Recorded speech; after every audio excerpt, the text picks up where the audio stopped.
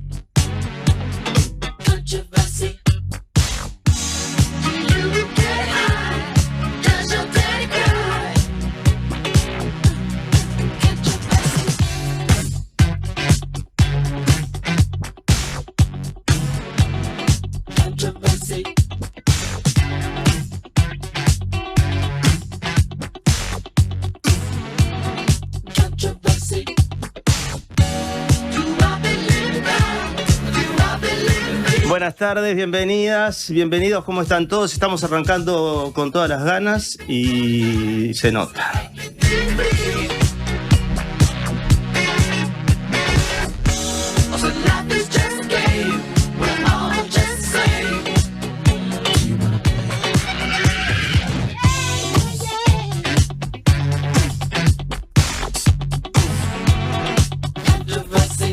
Me guardé unos minutos en el comienzo del programa para dirigirme directamente a las personas que están día a día comunicándose con nosotros a través del 099-891-888 o a través de otros sistemas, como por ejemplo el mail. ¿Nos pueden escribir por mail? Sí, ¿no? ¿O por WhatsApp? Por WhatsApp sí. Está. Por WhatsApp nos escriben por ese número que dije o también nos dejan audios. A veces los audios no los podemos difundir en el momento porque, bueno, implica una operativa que no siempre es fácil de hacer con un invitado en vivo, pero va a haber en el futuro espacios donde sí, van a poder salir al aire incluso directamente, no a través de WhatsApp. Pero si quieren dejarnos audios, lo pueden hacer, lo quiero decir, quiero guardarme estos minutos, me guardé estos minutos para expresar esto, así nosotros podemos eventualmente después juntar esos audios y darles un espacio. Lo mismo con los textos, hay textos que aparecen mientras estamos al aire, que los podemos incluir, si son cortos, pero hay gente que nos manda unos textos larguísimos que amamos y nos gusta leer con tranquilidad y a veces no los puedo leer al aire de una así porque son largos de verdad. Entonces quiero decirles que si lo hacen no se preocupen, que llegan a nosotros, que los leemos tranquilos y que una vez por semana vamos a hacer un espacio donde podamos dar cuenta de los comentarios que nos mandan, comentarios, cuentos, relatos que nos escriben. En general, textos que todos nos importan, pero en general algunos de ellos que requieren una lectura previa y una puesta en escena que les dé el lugar que corresponda. En el día de ayer nos mandaron, por ejemplo, uno que se llama La lección de la mariposa, que es una página. El día de ayer o antes de ayer nos mandaron una que se llama Las ganas y el buen tino al decir no. También un poco más grande que una página, que se refiere a cosas que han pasado y a cosas que los oyentes perciben o sienten y quieren demostrar enviando estos mensajes y les agradecemos. Les repito, 099-891-888.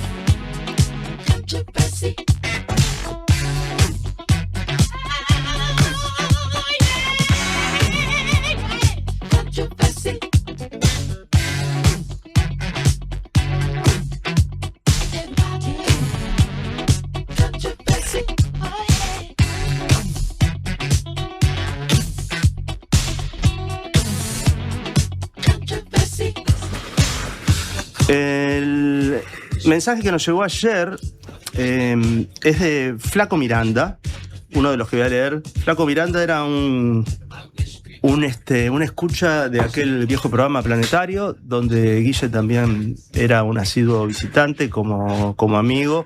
Guille va a estar con nosotros más adelante, hoy sobre las 6 de la tarde. ¿Cómo estás, Guille? Pero muy bien, muy contento, muy motivado. No, el hecho de que hayas venido antes, dije, no lo puedo hacer esperar, que la gente sepa que va a estar un rato después. Me encanta, estaremos un rato hablando de la grisura y de los soles de esta ciudad. Decime una cosa, ¿está mal decir que hay un barrio fantasma que se manifiesta en esta zona? No, yo creo que está muy bien dicho, Creo que hay barrios fantasmas en este barrio. Sí. Barrios fantasmas en el mismo barrio. Yo creo que sí, la ciudad vieja tiene muchísimos fantasmas, dependiendo de las épocas. Bien, para la columna que vas a hacer hoy, quiero decir que formalmente Guille va a venir 2 veces al mes, o sea, cada 15 días, pongamos, y que en principio, quizás después nos hagamos los locos, pero contamos contigo dentro de 15 días el mismo martes. Me encanta. ¿Estamos de acuerdo? Bien. Voy a leer esto contigo presente. Dice, las ganas, nos volvieron las ganas. Yo creo que son como los jazmines de mi casa, que cada tanto florecen y cuando lo hacen, lo perfuman todo. Son hijas adoptivas de un planetario donde supe contemplar la noche boca arriba. Las ganas de hablar, las ganas de imaginar, las ganas de escuchar música, las de disentir o coincidir y siempre que se preste con un libro de por medio. Ni te digo si cae algún vinilo posmoderno de esos que suenan como los de antes, pero de ahora. Renacieron las ganas y qué bueno, ese espacio de mi devoción radiofónica se está empezando a llenar. Seguro volverán las ganas de ir al cine, las ganas de hacer sorteos o los concursos con ganas. Alejandro, querido, gracias al On Demand, no me quedo con las ganas de escucharte mientras te espío por la cámara oculta, además, en la noche y ya tarde o juntando páginas sonoras el fin de semana. Por muchos años con todas las ganas, Flaco Miranda, y seguro que también suscribirían mis hijas, ahora mujeres. Santiago de Chile, abril 2026. Hermoso. Qué divino, ¿no? Claro, hace 20 años las hijas de Flaco Miranda, no sé, supongo que eran chiquitas, que ya existían y eran chiquitas, pero ahora ya son mujeres. Cosas que pasan. Vos también has crecido mucho, Guille. He crecido y he decrecido también. Las dos cosas. Sí. Bien. Sí. Pero ¿te sentís con la disciplina esta que abrazaste, que podríamos llamar un oficio más que una disciplina del periodismo, te sentís mejor que antes? Sí. A pesar de que el periodismo es amargo, y uno lo ama, como se llaman estos, fármacos amargos, pero hay un crecimiento, quiero creer que sí. Sí, bueno, se puede manifestar en seguridad o en alegría de aplicar lo que uno va aprendiendo y también lo que uno va dudando, ¿no? Porque... Y en las ganas. Y en las ganas. Buenísimo.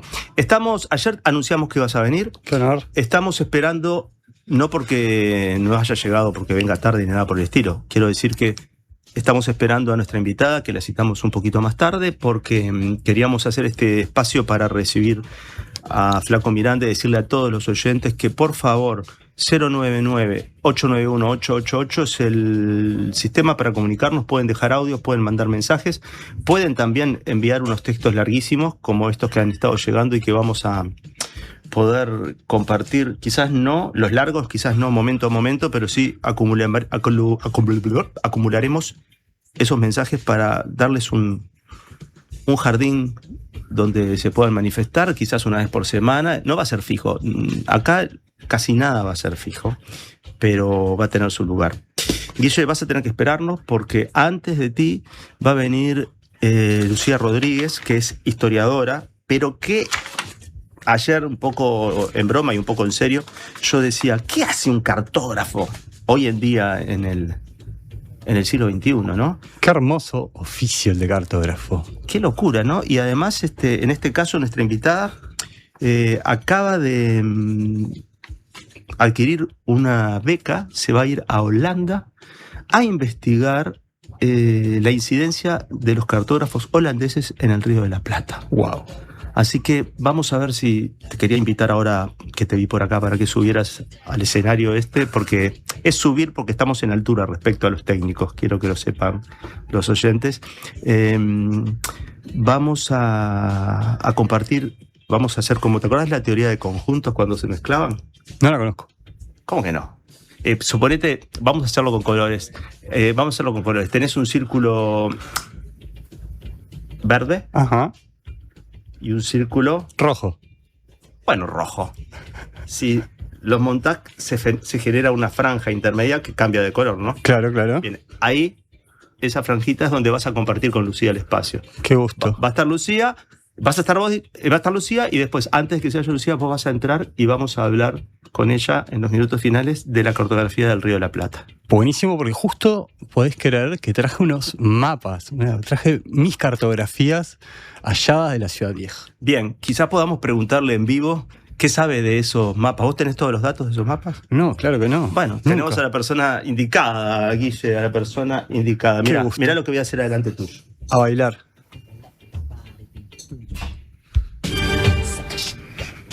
It's all I ever need. Ya volvemos.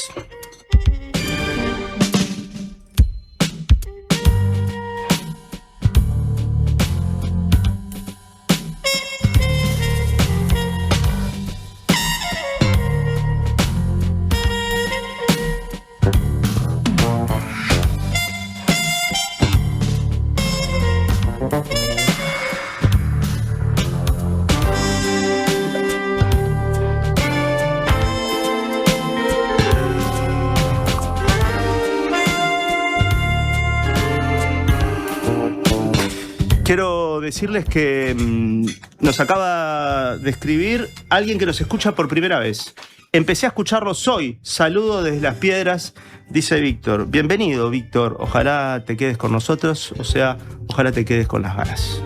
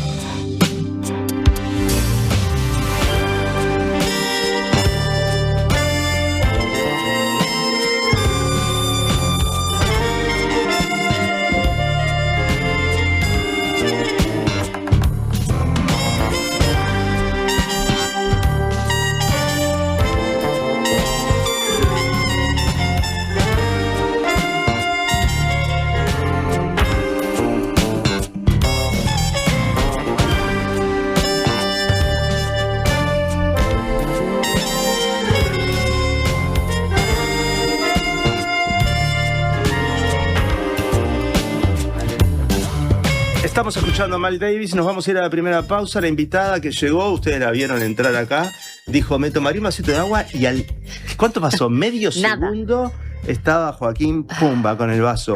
Lucía, no hables todavía, que no te conozcan todavía, que no te escuchen, que te presento después de esta pausa.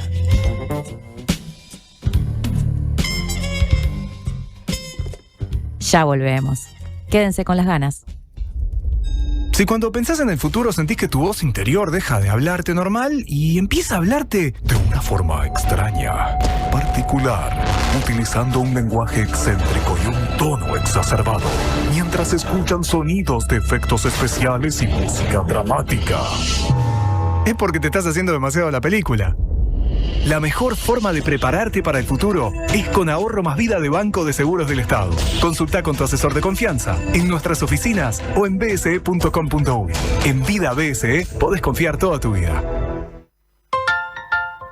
Protege y embellece tus maderas con protectores de maderas Farben. Tecnología de última generación al servicio de tu propósito. Con acción fungicida, protege de los rayos UV y es hidrorrepelente. Indicados para maderas en interiores y exteriores. Ideales para puertas, ventanas, portones, muebles de jardín y decks. Protectores de maderas Farben. Encontralos en tu pinturería o ferretería de confianza. La Mojigata presenta a Los Inadaptados con Relaciones, junto a invitadas e invitados de gran porte, que ojalá se porten a la altura de las circunstancias. Quedan ustedes descubrir quiénes son los inadaptados, quiénes son las relaciones y cuál es la mojigata. Sala Adelarreta del Sodre, miércoles 22 de julio. Pórtense bien. Entradas en Ticantel, Montevideo Music Group.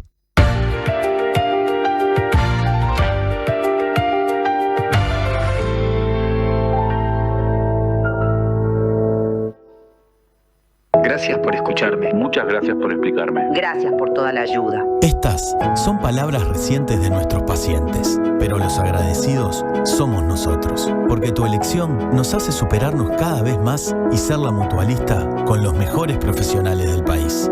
En abril, si tu número de cédula termina en 4, venía un nuevo CASMU. Afiliate en nuestros locales, en la web o a través del 1444. CASMU, estamos para cuidarte. Consulte las condiciones. Cobertura total de asistencia médica. ¿Usted sabe por qué nos siguen eligiendo?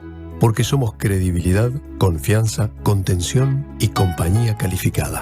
Porque además le brindamos a los socios más de 20 talleres multitemáticos en la Fundación SECOM destinados a promover la calidad de vida. Y muchos beneficios más. Porque estamos para usted las 24 horas, los 365 días del año. SECOM, primer servicio de compañía de Uruguay y del mundo. Atención, escuchen las ganas.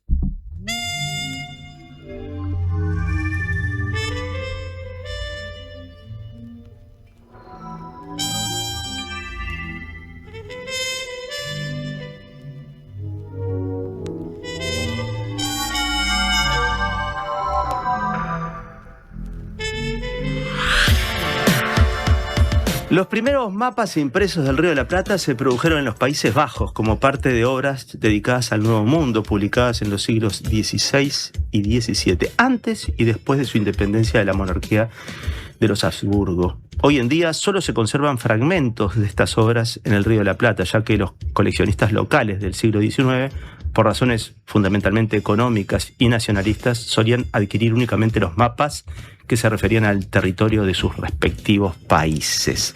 Esto mismo sucede con un montón de bienes materiales e inmateriales de nuestro país. Por ejemplo, la colección de lepidópteros más grande del Uruguay, o sea, de mariposas y polillas, también se fue de nuestro país y no está acá. ¿Por qué digo esto? Porque lo primero que les comenté de los mapas tiene que ver con nuestra invitada, que es Lucía Rodríguez Arrillaga. Es doctora en Historia por la Universidad de San Pablo. Es profesora adjunta en régimen de dedicación total del Instituto de Historia, Facultad de Humanidades y Ciencias de la Educación de la Universidad de la República. ¿Cómo estás, Lucía? Estoy muy bien y estoy muy contenta de estar acá con ustedes. Tienen una absoluta vista cartográfica de este Hermoso. Tramo de la ciudad. Hermoso. Y es muy lindo estar acá. Quiero que sepas que además de charlar contigo, después, sobre el final de nuestra charla, voy a invitar a un amigo que también es columnista de este programa, y con él te vamos a mostrar unos mapas de los que no sabemos mucho, a ver si nos podés ayudar. Bueno, veremos en qué podemos ser útiles. Estoy segura que sí.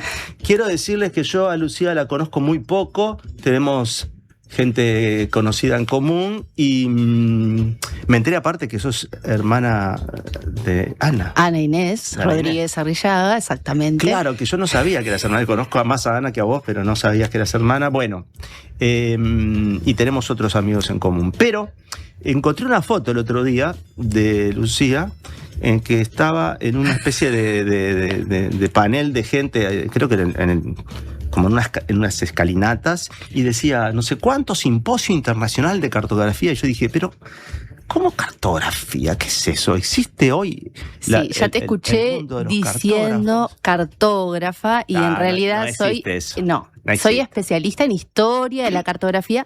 No viene nadie si digo que sos especialista en historia de la cartografía. En cambio digo cartógrafa y la gente dice, bueno, en realidad lo que pasa es que sí tenemos gente que produce mapas. Hay formación específica hoy en la Universidad de la República, relativamente, tiene sus años ya, pero reciente. Antes eso estaba muy en la esfera de lo militar, no solo en Uruguay, en muchas partes del mundo. Y bueno, también están las materias más vinculadas a la geomática en otras carreras de la universidad, que están vinculadas también a la producción de información geográfica con técnicas que han ido cambiando a lo largo del tiempo, pero que de una manera anacrónica hacia el futuro podríamos llamarlos también cartógrafos a ellos. Y bueno, entonces, en mi caso, soy humildemente una estudiosa de los mapas, bueno, con algunos momentos históricos, bueno, muy traído al Río de la Plata hasta ahora, en mi trayectoria de investigación, con distintos momentos o presentes que nos hemos dedicado a estudiar específicamente. Pero bueno, esa es mi área de expertise. Está claro. Tú no sos cartógrafa, te especializás en todo caso, estudiás eso, pero existen los cartógrafos, ¿no? Siguen existiendo, y en nuestro país hay gente que hace eso. Sí, hay gente que hace eso.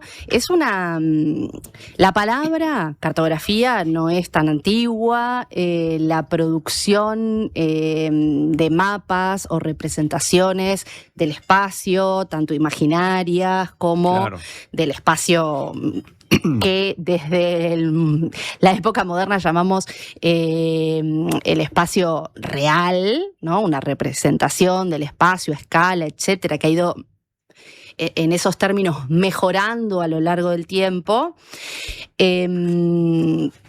Ese tipo de saber, en realidad, no tenía una palabra para ser dicha. Entonces, en realidad, la cartografía es un término que aparece a inicios del siglo XIX para definir tanto la producción de mapas como el estudio y la colección de mapas. O sea, es algo, por eso también ser especialistas en historia de la cartografía es un poco todo eso, por lo menos en sus inicios. Luego, bueno, eso ha ido especializándose como en todas las áreas del saber y del conocimiento. ¿Sabés que ahora que te escuchaba, pienso que no sé por qué no lo busqué en mi casa, no hice la conexión en el día de ayer, ni en el día de hoy, ni en estos días que he hablado contigo para coordinar este encuentro. Yo he comprado a lo largo de mi vida un montón de libritos de mapas y sobre historia de mapas, y me he bajado de internet un montón de mapas sobre territorios reales y sobre territorios imaginarios. Siempre me sentí muy atraído, pero claro, nunca había pensado que al día de hoy seguía siendo útil. Más allá de revisar mapas y ver que hay proporciones raras que no corresponden a la realidad, y que este país no es tan chico en relación con otros que parecen más grandes, y toda la idea está un poco colonial de lo que está arriba, lo que está abajo, y el tamaño de las cosas. Hay una banda chilena que nos va a acompañar después, ¿no? Ahora vamos a escuchar un par de fragmentos mientras hablamos, que no nos van a interrumpir, nos van a acompañar. Una banda chilena que se llama Manual de Combate, que tiene un disco que se llama Mapas Auténticos del Mundo Imaginario. Hermoso. Mapas Imaginarios del Mundo Real. Así es el nombre del disco. Quizás no los conozcas, quizás sí. No. Entonces quiero contarles que cuando escuchen eso van a estar escuchando a Manual de Combate, que es esta banda chilena que sacó este disco hace relativamente poco. Me dediqué a buscar cosas así y me olvidé de mis libros de mapas. ¿Cuándo es que nace tu interés? Porque al ser doctora en historia, ¿cuándo es que nace tu interés por este desvío, por esta ampliación de tus intereses? En realidad, Todo se debe al doctorado. Para los investigadores, ¿no?, formalizados, muchas de las grandes ventanas que abrimos son en ese momento. Y en mi caso yo me fui a hacer el doctorado a la Universidad de San Pablo. Yo me fui con un proyecto que era para estudiar los discursos sobre el espacio, pero los discursos de economía política. Y bueno, cuando llegué, mi tutor, que es un especialista en historia conceptual, muy reconocido, João Paulo Pimenta, a nivel iberoamericano, él me dijo, pero ¿qué pasa con el discurso cartográfico sobre el espacio? Y yo le dije, bueno, en realidad ya en mi tesis de maestría, que yo había trabajado con esa mismo tipo de documentación, yo había trabajado con cartografía histórica porque había tenido que reconstruir cuáles eran los espacios que ellos imaginaban cuando hablaban de la banda norte del Río de la Plata. Bueno, cuál era el espacio que ellos tenían en su cabeza. Y para eso tuve que ir a buscar cartografía contemporánea de esos discursos. Y ahí yo le dije, mirá, yo no tengo formación alguna en historia de la cartografía. En Uruguay no tenemos ninguna tesis que se haya escrito sobre, o sea, que esté enmarcada en este campo de estudios, y me dijo, bueno, esta es tu oportunidad, dale, anda a todos los eventos que se hagan la Universidad de San Pablo es un centro para eso.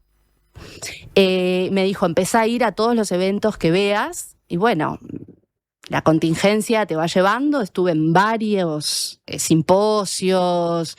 Como en el que yo te vi.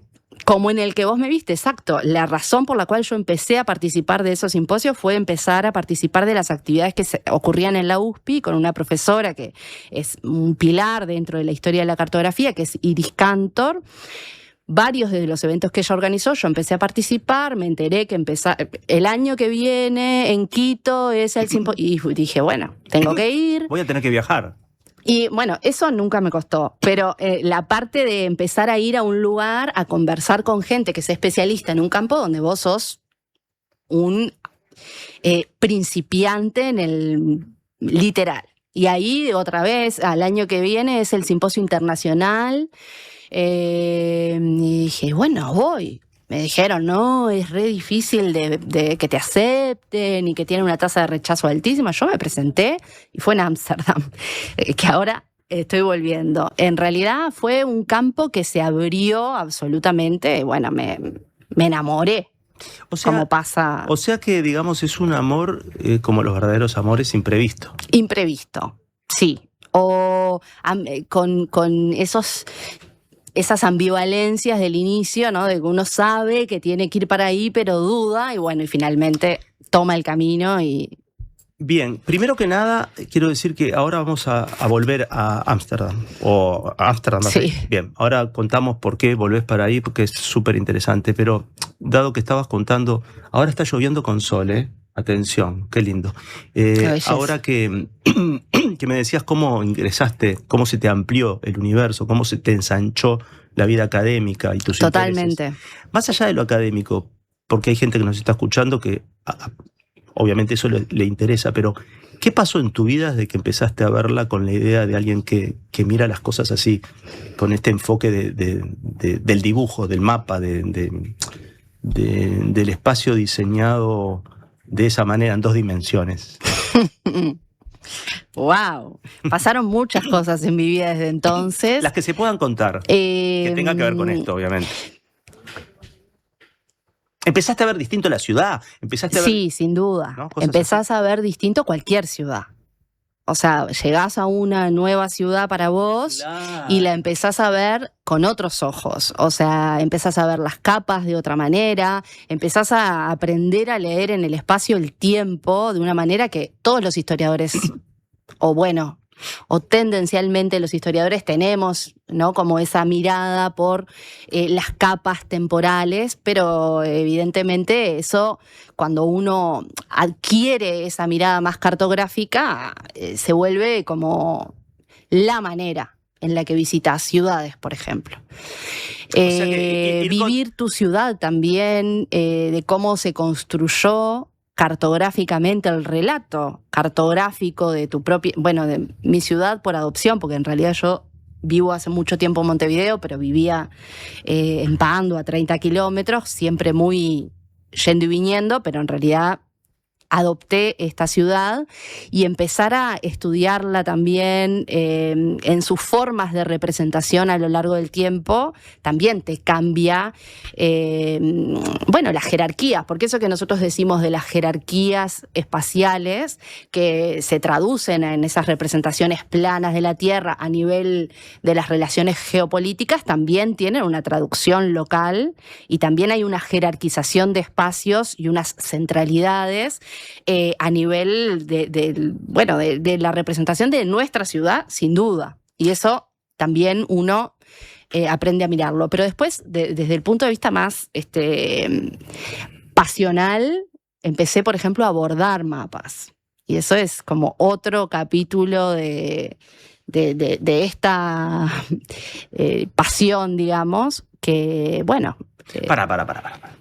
¿No trajiste ninguno? No traje ninguno. Otro día puedo venir con los mapas bordados y hablamos vamos de a los hablar mapas de eso, bordados. sí, me interesa.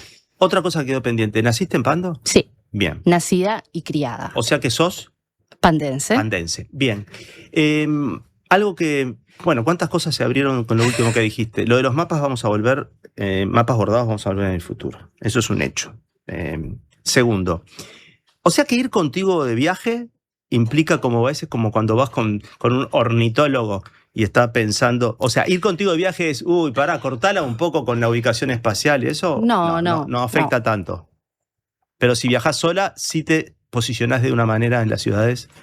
Y bueno, por ejemplo, algo que hago es conseguir mapas impresos de las ciudades, recorrer un poco... Por supuesto que también uso la tecnología, porque obvio, cuando uno tiene que ir rápido de un lugar a otro, el metro funciona bárbaro y uno va por abajo. No vas a estar expandiendo papeles grandes. No, pero sí, procuro mapas impresos de los lugares que voy. No sé, es algo que... Pero tampoco, o creo yo, que no soy una persona densa, pero con ningún área. O sea, intento... En este caso estamos acá hablando de los temas que me interesan y claramente parezco que todo, pero no soy así todo el tiempo. Bueno, bien.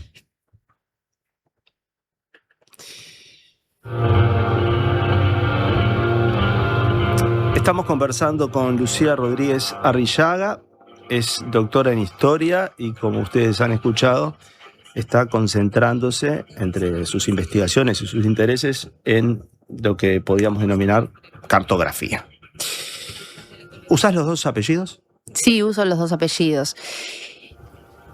Desde que hice el doctorado en Brasil, a veces soy Lucía Arrillaga en algunos lugares, pero lo empecé a usar porque me pasó de ir a sacar la cédula y que fuéramos 3 Lucía Rodríguez.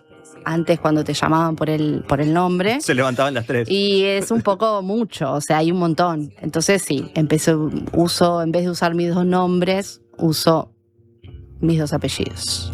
Bien, vamos a irnos a una pausa y retomamos con esta charla. Ya cercanas y lejanas.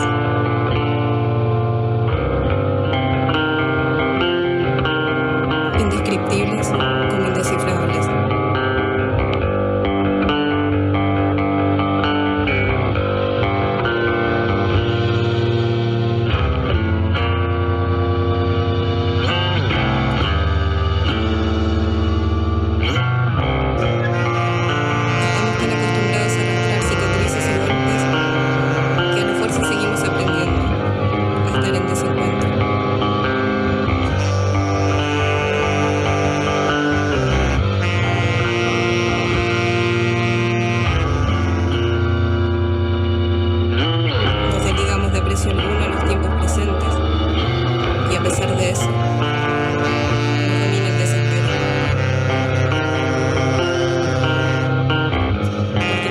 Diarias. ¿Y las otras? Licuadora dale, sanguchera dale, termo y mate dale, canjealos con dale. Llegó Dale, el nuevo programa de puntos de Anda. Ahora, cada vez que usás cualquiera de nuestros servicios, sumás puntos para canjear por lo que quieras en nuestra tienda online. Dale, disfruta de Dale Anda. Conoce más en anda.com.uy. Pruebas y condiciones en anda.com.uy. Homeopatía Olivencia. Idóneos en elaboración de fórmulas homeopáticas y florales. Lográ el bienestar físico y emocional de forma natural. Olivencia te escucha. Comunicate al 099-471074 o visita nuestra web olivencia.com.uy. Tenemos una buena noticia. Si tu cédula termina en 4, podés afiliarte a Médica Uruguaya a través de FONASA. Elegir Médica Uruguaya es optar por un sistema de salud que evoluciona con tecnología y un equipo médico de primer nivel comprometido con la salud de los uruguayos. La salud que avanza es uruguaya. Médica Uruguaya. Por más información, comunicate al 2487-4950. Estás escuchando una radio que te pertenece. La Diaria Radio 97.9. En Antel, el futuro lo hacemos junto a quienes impulsan el país. Por eso, acompañamos a las empresas con soluciones seguras en nuestro data center. Y también junto a quienes cuidan el planeta. Por eso, trabajamos en la recolección de residuos electrónicos. Porque el futuro se hace juntos. Antel, el futuro lo creamos juntos. ¿Cómo es estudiar en la UCU? Es abrir la puerta a mundos nuevos. Es aprender con las manos, con la cabeza y con el corazón. Es construir y personalizar tu carrera eligiendo lo que te apasiona. Porque en la UCU sos parte de la propuesta universitaria más innovadora y actualizada del país, que te impulsa a desarrollar tus talentos. Universidad Católica del Uruguay. El futuro que está en vos y en nosotros. En la edición de abril de Le Monde Diplomatique Uruguay, análisis del impacto de la guerra de Irán y la invasión al Líbano. En el mundo, Tel Aviv y Washington ya no rinden cuentas a nadie. La lógica de la impunidad de Epstein queda expuesta y la inteligencia artificial está al servicio del imperio. En la región, conocemos los límites del modelo Bukele y las posibles candidaturas presidenciales de Axel Kicillof y del pastor evangélico Dante Gebel. Además, el reclamo de Pedro Sánchez en nombre del sur global. Una lectura kantiana del desorden internacional y los desafíos de los jóvenes chinos entre el desempleo y el algoritmo. Suscríbete en lemonde.uy y recíbelo en tu casa. Le Monde Diplomatique, la diaria. Las ganas van y vienen.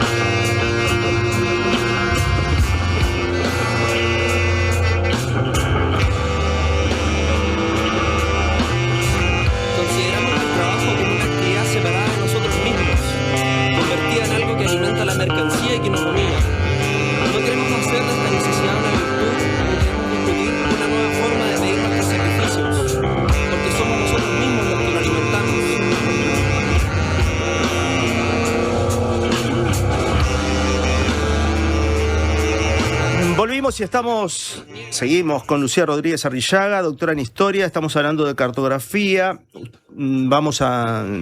Para aquellos que nos miran por YouTube, van a ver algunos de los elementos en los que Lucía pone su foco mientras avanza en sus estudios, en sus investigaciones. Claro, yo comencé el programa leyendo el comienzo de su propuesta para presentarse a una beca, ¿está bien lo que digo? Sí. ¿No es una beca? No bueno, es una beca. Es un premio. Es mejor que una beca. Es un premio. Sí, no son becas exactamente, pero... Has sido premiada. He sido premiada por Hermoso. el gobierno de los Países Bajos. Lo más difícil, no sé, ya había ¿Pero pasado... te premiaron equivocándose o acertadamente? No, acertadamente, que Bien. los convencimos. O Bien. sea, los convencimos. La propuesta la elaboré yo y en realidad también hay 2 profesores de la Universidad de Ámsterdam que son coaplicantes. Ah, bien. Que también hicieron, por supuesto, sus aportes y demás, y además hubo que primero te evalúan, te mandan sus devoluciones, preguntas, y vos tenés que replicar a esos comentarios, y ahí también trabajamos colectivamente. Pero bueno, es como una derivación o un capítulo que abrió la tesis doctoral, en verdad. Y cuando te premian, vos decías que es la primera vez que premian a un proyecto que no viene de un país que fue colonia. Exacto. ¿Es así? ¿Por qué? Contá un poco en realidad, cómo lograste... ¿Cómo lo argumenté? Claro.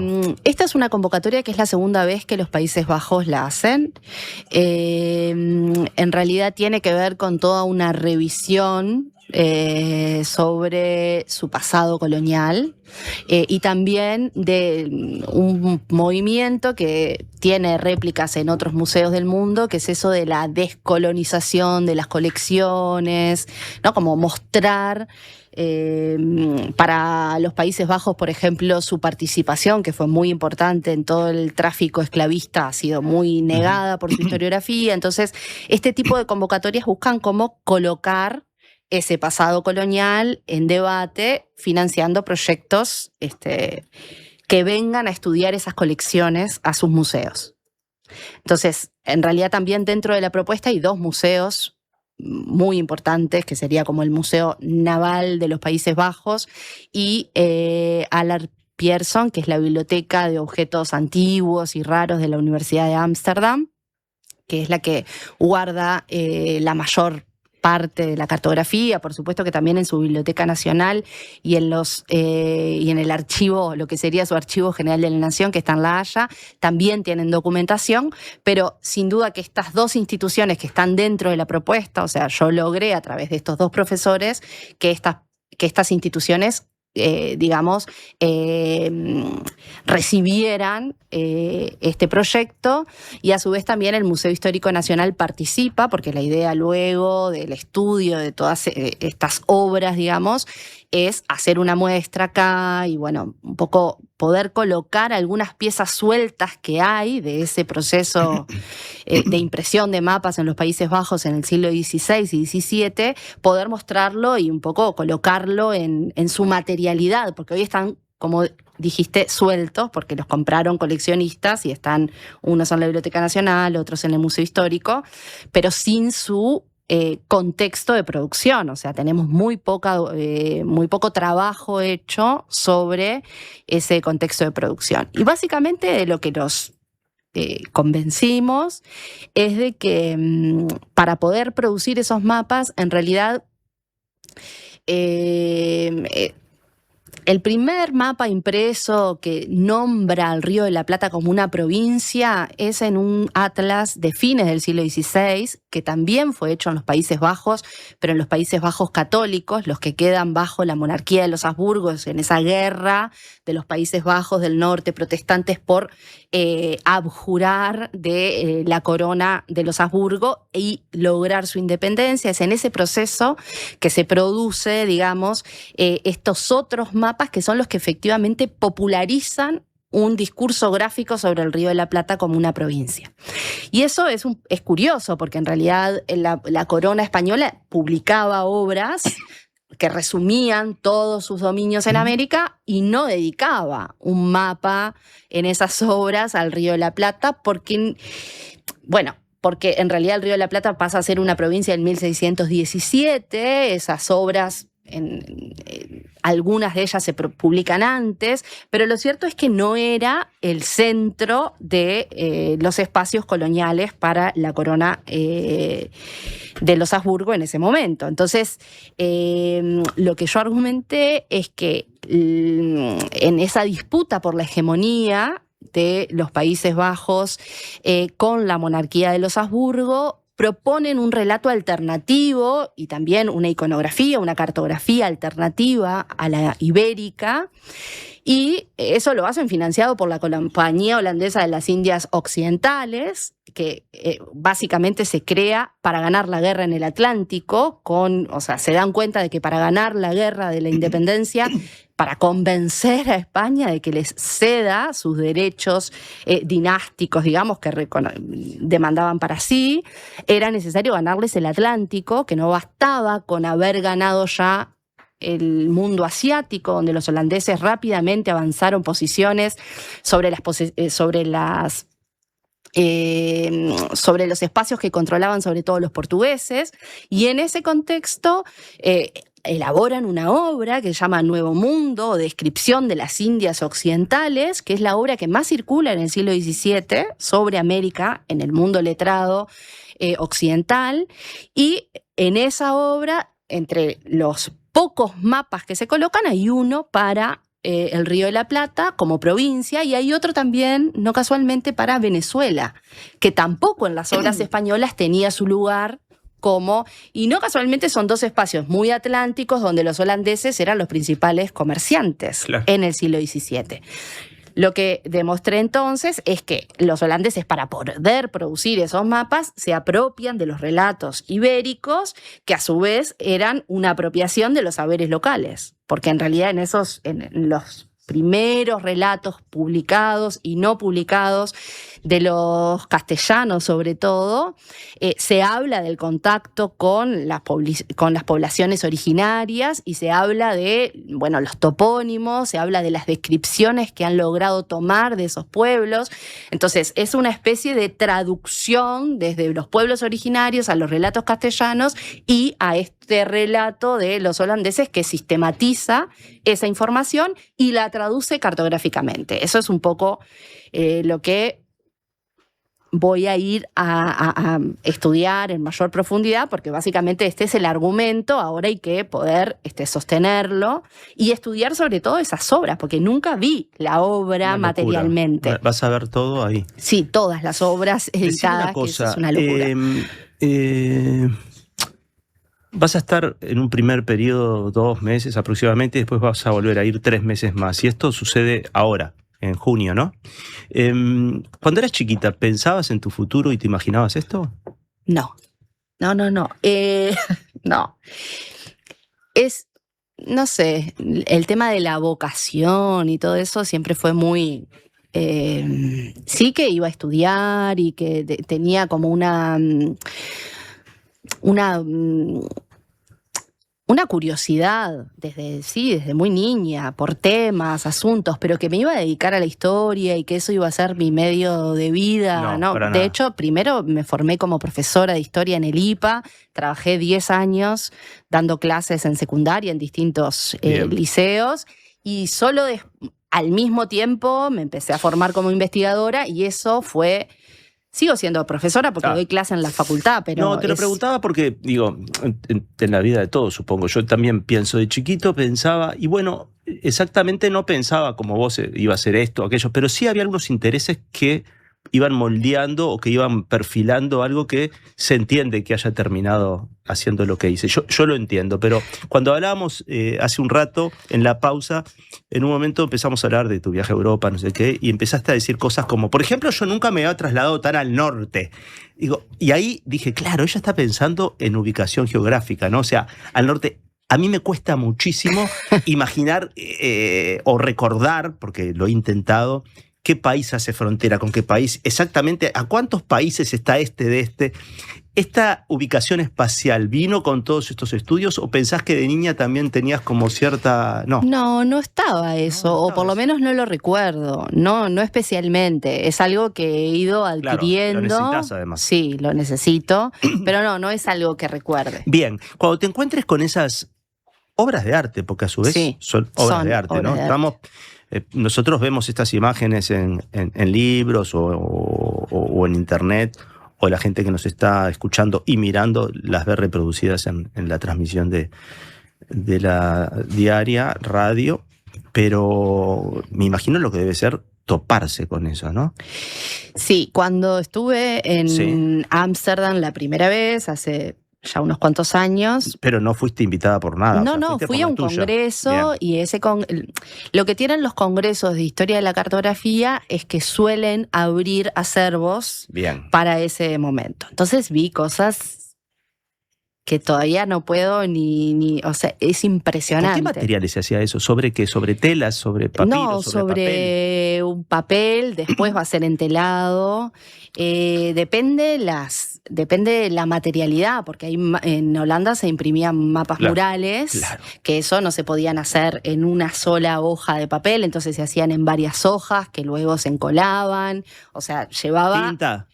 No, en realidad no son coloridos, el color viene después y no necesariamente tiene, o sea, eso hay todo una rama dentro de la historia de la cartografía que es el estudio del color en los mapas, porque en realidad uno tiende a pensar que tienen un significado, ¿no? Porque miramos los mapas también con nuestra alfabetización cartográfica, que es la del siglo XIX en adelante, donde el color empieza a adquirir sentidos. Claro, y hay referencias. La parte de agua es azul, por ejemplo. Por ejemplo, bueno, esas cosas ya se usaban, o sea, no se inventan en el siglo XIX.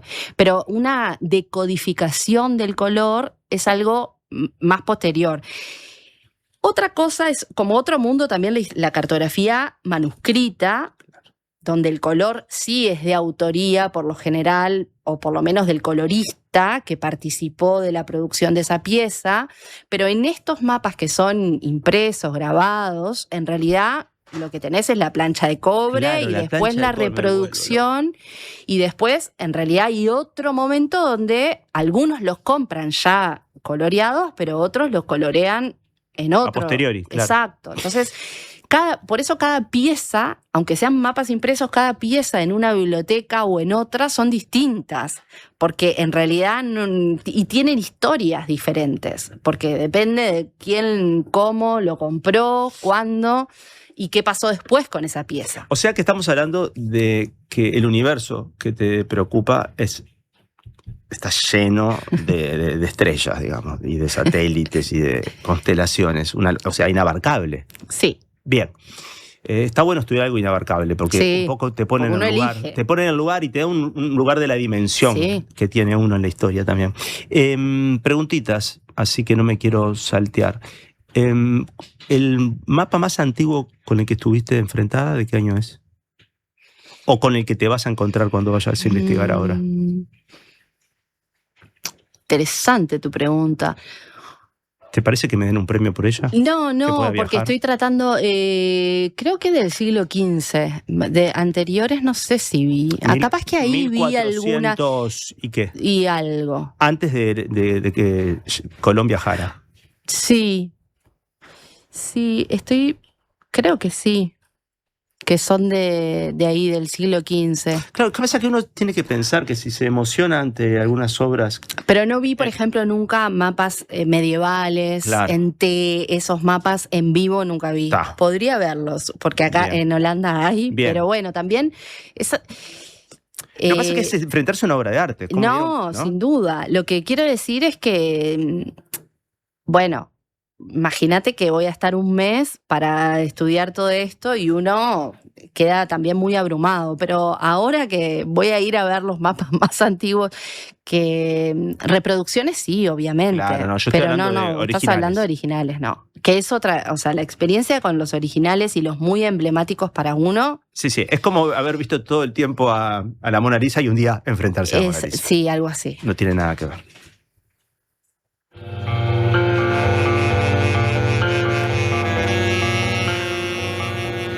Estamos conversando con la doctora en Historia, Lucía Rodríguez Arrillaga. Nos vamos a ir a una pausa. Formalmente, digamos, en un programa normal, no en uno especial como el de hoy, que estás tú, te diríamos, bueno, nos quedamos con ganas de seguir charlando, qué lindo. Cuando vuelvas, cuando estés, mandanos una foto. Cuando vuelvas, tenemos que hablar de esos mapas bordados. Y es otro mundo de por qué estás bordando y... No sé si son imaginarios o estás bordando mapas que existen como tal. ¡No me lo digas! dejemos. Pero no te vamos a despedir porque vamos a invitarte a que te quedes al comienzo de la charla con Guille, a ver si nos podés ilustrar un poco sobre algunas cosas que nos interesan de acá de la zona en donde estamos nosotros, ¿viste? Para quienes nos están viendo, verán que el día, lo verán en sus casas también donde estén, acá ha cambiado muchísimo, ¿no? Era casi de noche hace un rato, ahora hay sol, hay unas nubes hermosas y todo esto le da mucho trabajo a los técnicos, porque a veces la luz que ingresa modifica el ambiente entonces para que se mantenga funcional a las cámaras, a cómo se ve, tienen que hacer algunas piruetas con las luces. Así que agradezco a Joaquín González, a Francisco Musso, a Alejandro Correa, que están en la parte técnica. A Julia Peraza le agradezco siempre porque trabaja día a día conmigo. Nos vamos a la pausa, quédense con las ganas.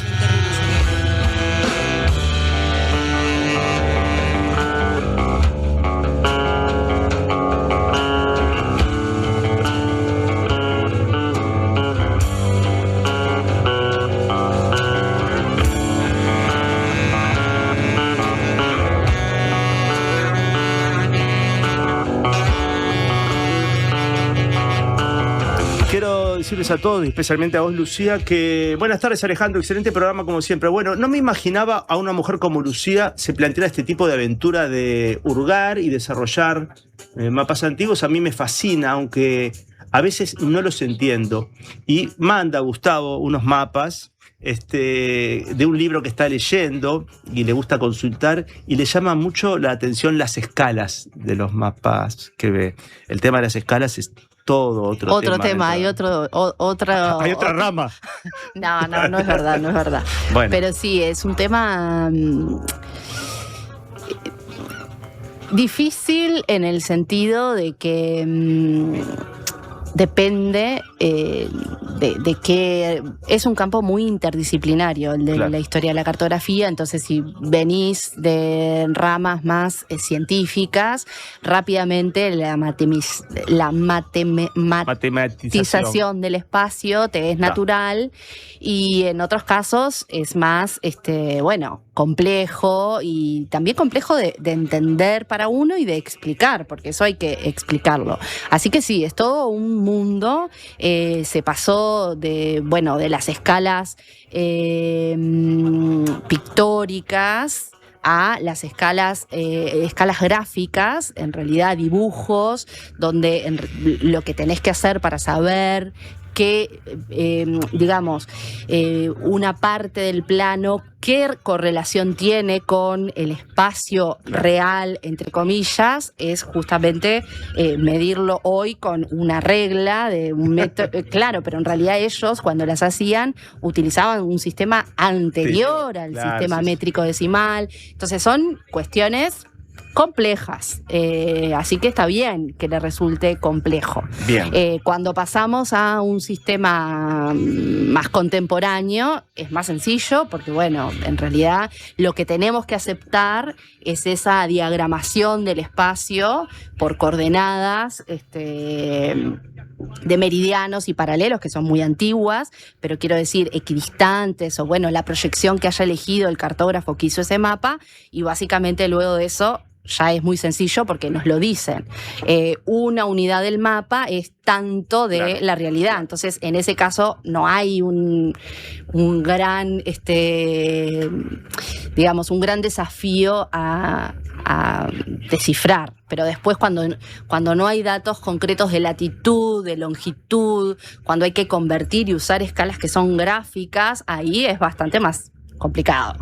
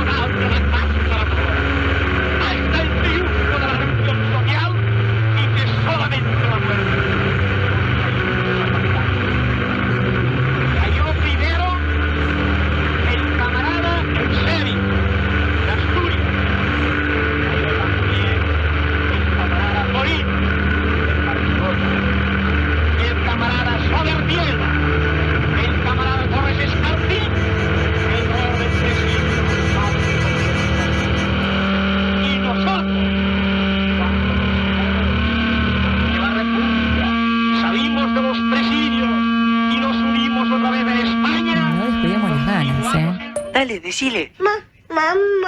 En Tigo, sabemos que un buen día siempre trae una buena sorpresa. Por eso, en este Día de la Madre, regalale un Samsung Galaxy A16 con un plan de 100 GB desde 950 pesos por mes para que disfrute de red y cobertura a donde vaya y esté siempre conectado. Encontralo en todas nuestras tiendas o en tigo.com.uy. Tigo, lo bueno pasa contigo. En El Círculo tenemos los mejores planes para vos y tu familia. Si tenés entre 1 y 20 años, podés afiliarte por tan solo 800 pesos al mes, con más beneficios gratis, el mejor servicio al menor precio y los menores tiempos de espera. Elegí cambiar ahora a la mutualista con el índice de satisfacción más alto y con la red de atención más grande del país, con 5 sanatorios y 50 policlínicos. Afiliate llamando al 1870 o en circulocatólico.com.uy. En El Círculo, estamos con vos. Llega desde Los Ángeles por primera vez a Montevideo La LOM. El trío que mezcla cumbia sonidera, soul de los 60, boleros clásicos y chicha peruana. En un viaje musical con sonidos vintage y ritmos latinos. 26 de abril, Montevideo Music Box. Entradas en Red Tickets. Produce Factory. Si así suena en la radio, imagina cómo suena en vivo.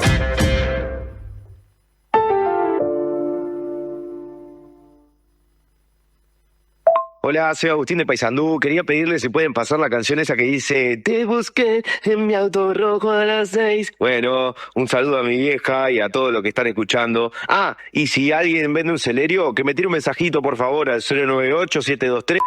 Cuando compras un Suzuki 0 kilómetro, los futuros compradores vienen incluidos. Lleva al tuyo vos también y asegurate la reventa. Visítanos en suzuki.com.uy o en cualquier concesionario del país. Suzuki te entiende.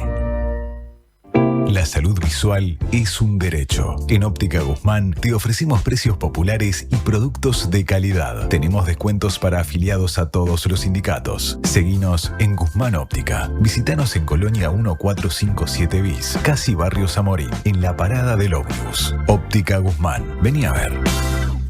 Las ganas se contagian. Aprovechen.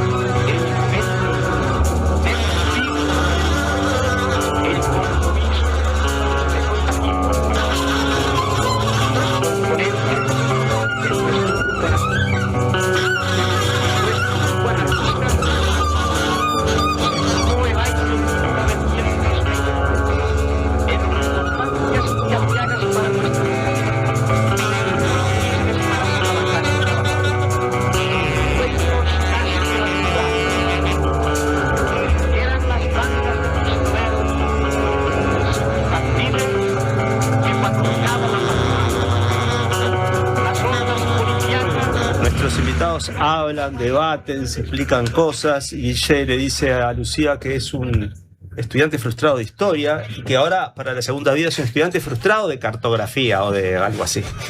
¿Cómo estás, Guille?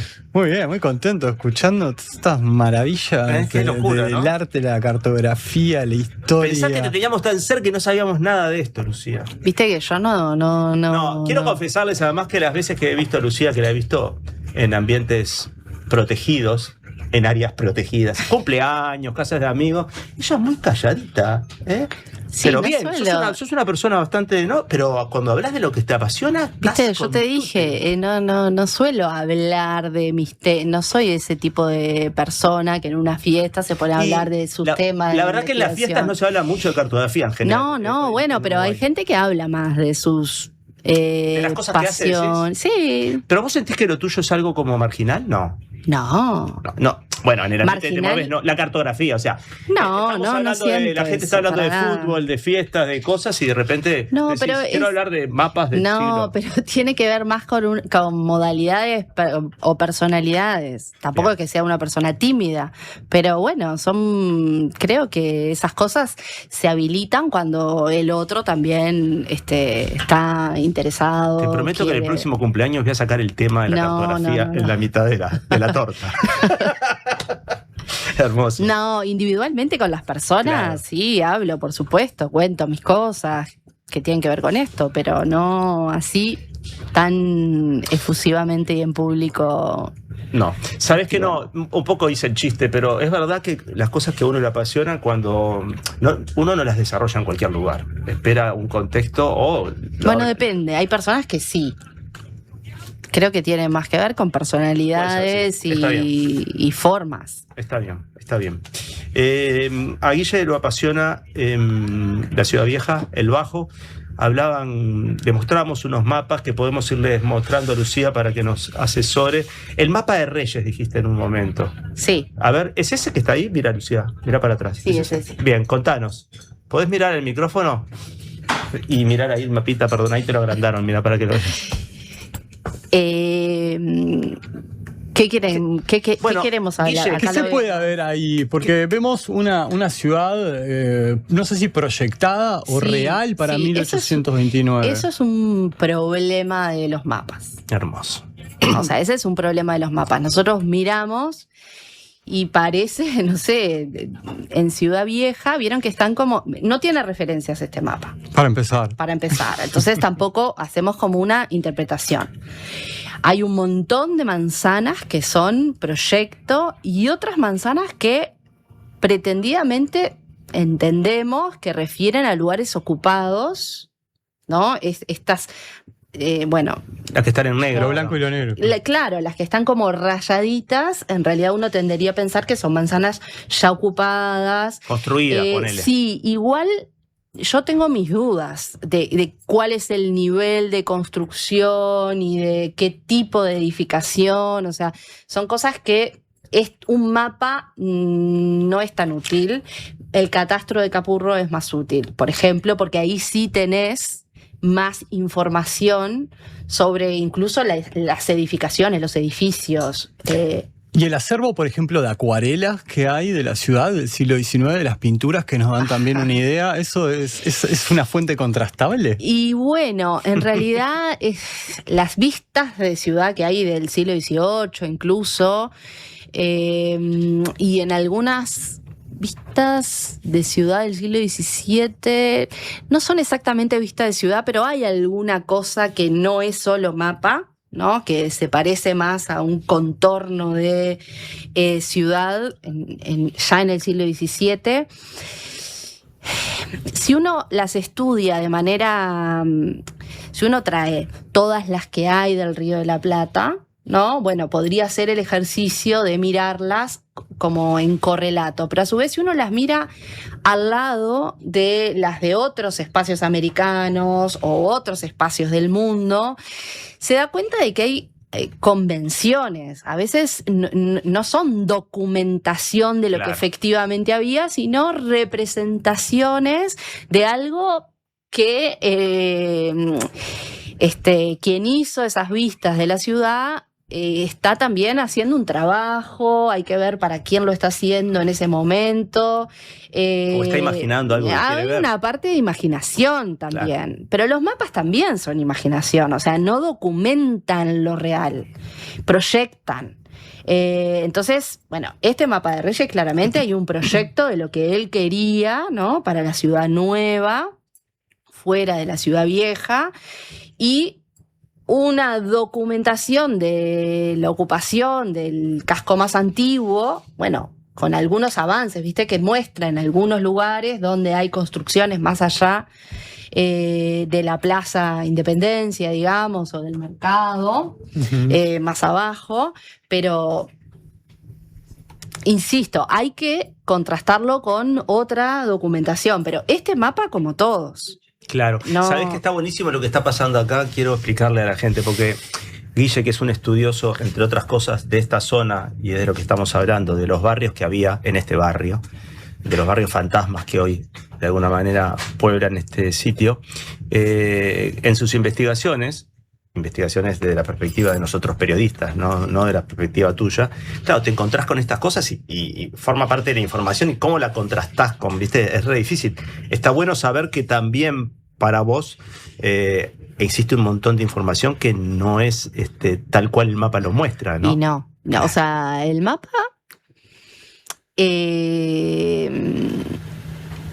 no es no es un espejo ni del pasado, ni siquiera del momento en que fue hecho. Claro. No es la foto del momento. No es una foto de ese momento. Muchas veces, en este caso, Justo Reyes es una personalidad, ¿no?, que tenía acceso a mucha información. ¿Cuál es el origen de Reyes, perdón? Reyes es argentino. Él se formó bajo el Imperio Español. En las guerras termina de este lado del Río de la Plata y se convierte en el cartógrafo oficial, que va cambiando un poco porque, ¿cómo decirlo? ¿Directamente? Directamente, en realidad, Reyes trabaja para la Comisión Topográfica creada cuando se crea el Estado Oriental del Uruguay. Es el que acumula, a su vez, tiene el acceso a la documentación colonial, claro, y la usa. O sea, es el que hace esa traducción. Esa documentación se manda a Francia para editar un mapa dedicado a Rivera, y después Oribe, desde el gobierno del Cerrito, manda a editar otro mapa con la misma información geográfica y cartográfica en Buenos Aires, y Reyes está en los dos momentos ahí. Por eso digo, es un laburante. Para Bien. mí es un laburante que de hecho después intenta también que lo vuelvan a contratar en Argentina, cosa que no logra, porque las Provincias Unidas están ahí en su proceso de consolidación, y no queda tan claro que haya un lugar para Reyes, que tampoco era tan reputado del otro lado del Río de la Plata, como retrospectivamente creo ha sido reputado por los uruguayos. Se casa con una mujer de Maldonado y así, se queda acá y hace toda su carrera acá. Es después el enviado a la Comisión de Límites con el Brasil, después del Tratado del 51, en la Guerra Grande. Una figura, ahí el Estado Oriental no le podía pagar, o sea que le van a pagar el imperio del Brasil, y por lo tanto, de hecho, el mismo mapa que se editó en Buenos Aires, en Francia una primera vez, dedicado a Rivera, y en Río de Janeiro, o sea, porque él le dio su información. O sea, es un laburante, un buscavidas que tiene ese saber y lo hace valer para comer, supongo. Bien. Lucía, podríamos escucharte horas. No lo vamos a hacer ahora, pero lo vamos a hacer en etapas. Ese laburante obviamente también estaba traficando información en función de quién le pagaba, como los pintores lo hacían en las épocas donde los mecenas eran los que tenían, como hoy, el poder también. Algunas personas nos dicen cosas como leer la carta esférica de Pérez Reverte me enfrentó al problema de la cartografía, que la cartografía tuvo al tener que representar lo plano cuando se supo que la Tierra era redonda. Se refiere a una novela de Arturo Pérez Reverte que yo la leí y debo confesar que hace poco la canjeé. Ahora me arrepiento de haberla canjeado porque me vienen ganas de volverla a leer bajo esta óptica. Yo no la leí. Bueno, te la podría haber dado, ¿te das cuenta? ¿Te das cuenta? Lucía, ha sido un fue gusto hermoso. estar acá. Escuchame Para una mí. cosa, acordate que tenés algo pendiente. Y no está mal pensar que cuando vuelvas en julio o agosto vengas a contarnos cómo te fue en la primera etapa de. Encantada. Porque Me estaría encanta. bueno y traete algún mapita abajo del Es todo manto. otro tema, el robo de los mapas. Ni hablemos. Abajo del escáner, trae. Abajo del escáner. No descuidemos las ganas, Nuestras constantes referencias al pasado son insignificantes e incomprensibles para los demás. Nos impiden darnos cuenta de lo que sucede realmente a nuestro alrededor. Lo que necesitamos son momentos intensos y sublimes, un instante temporal, dependiendo del infinito, con cicatrices provistas de reflexión y análisis, que hagan que el sistema de control, regulado por el tiempo, sucumba ante la radiación pasional, en el existir y el sentir para siempre.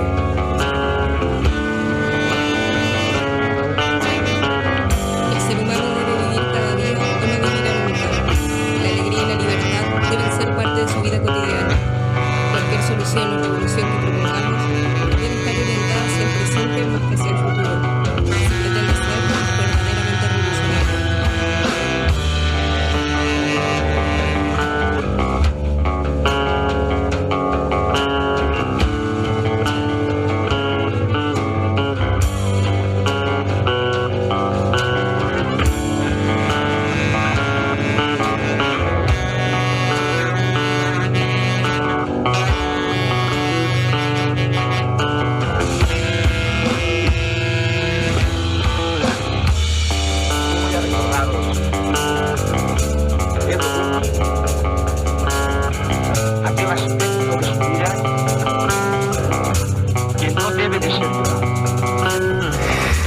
Vamos a la pausa y ya estamos ubicados con Guille para entrar en la parte que nos corresponde. Estuvo buenísimo que Lucía se metiera un poco en esta charla y nos introdujera. ¿Te cambia un poco la perspectiva de lo que pensabas hacer con esos mapas o cómo los estabas leyendo? Sin duda, sí. Cada lectura sí, tan profesional, con esas miradas, tan desde la pasión, desde el conocimiento, desde esa búsqueda de Lucía, sin duda que cambian las miradas, ¿no? Una cosa es ver un mapa así, claro, así, mirarlo con estos ojos, y otra cosa es hilar fino en ese mapa. No se vayan, quédense con las ganas.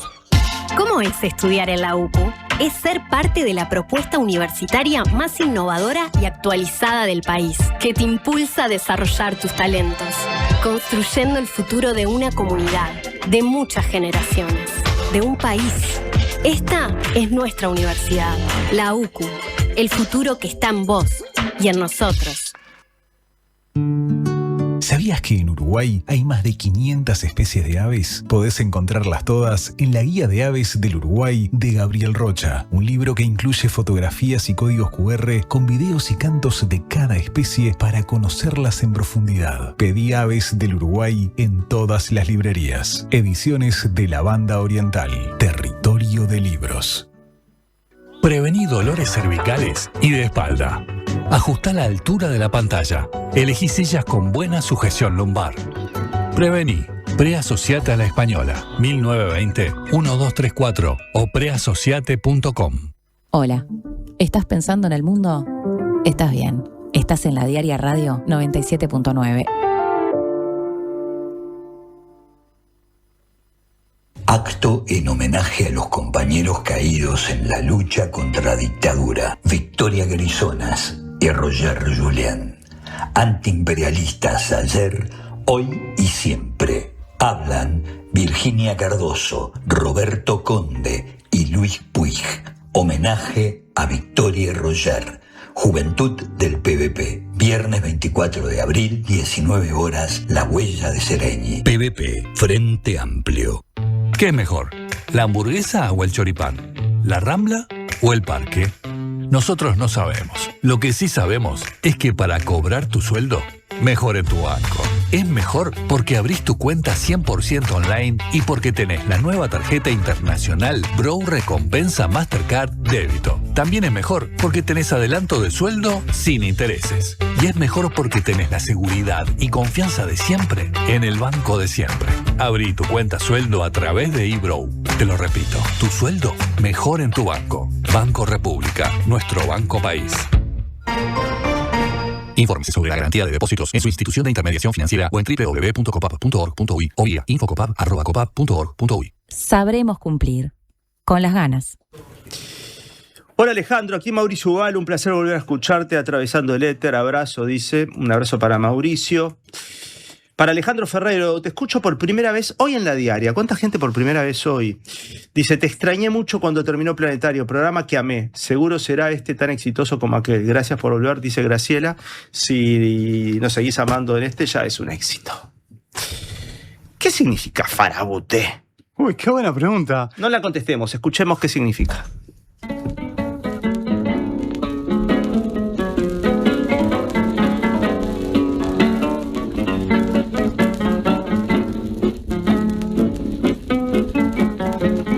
Farabute ilusionado por la merza de magnates que enfarolan su presencia con suntuosa precisión. No mancha, pobre franela, que aquel que nació en un catre a vivir modestamente la suerte lo condenó. Sos la escoria remanchada que gufías con tu presencia de chitrulo sin carpeta, residuo del arrabal. Tus hazañas de malevo al cuaderno de la ausencia, con el lápiz del recuerdo te las voy a enumerar. Clandestinos de carrera. Estamos escuchando a Carlitos Gardel. ¿Qué ibas a decir de Farabute? El hit del momento. Sí, se está escuchando mucho en San Pablo en este momento. Farabute, pícaro. pícaro, gente del mal vivir. Claro. Faraute. Bandido. Bandido. Faraute es un tango interesante porque es un tango que, como muchos otros, grabó Gardel a partir de un tango que un canillita cantaba en Montevideo. Ese canillita se llamaba Antonio Cassiani. Y era un canillita como tantos otros canillitas que probablemente aprendió su oficio de niño.